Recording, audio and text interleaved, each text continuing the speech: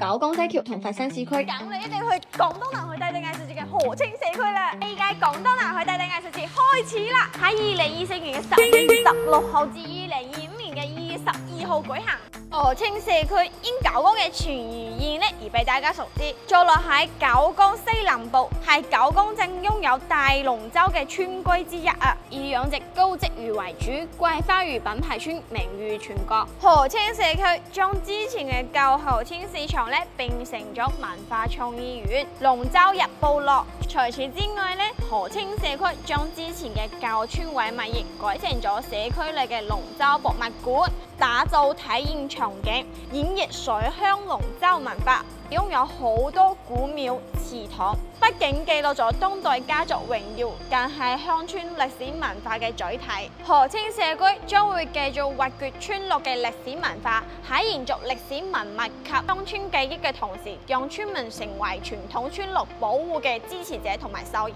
者。咁你知唔知點樣去最大呢？而家廣東南海低地藝術節同永東巴士聯合推出咗優惠套票，藝術節門票咧加香港往返九江西橋同佛山市區嘅車飛，單人票價338蚊，學生票310蚊，有對票只需要245蚊啊！喺香港，我哋有10幾個上車線途經深圳灣口岸之後，直達九江西橋同佛山市區。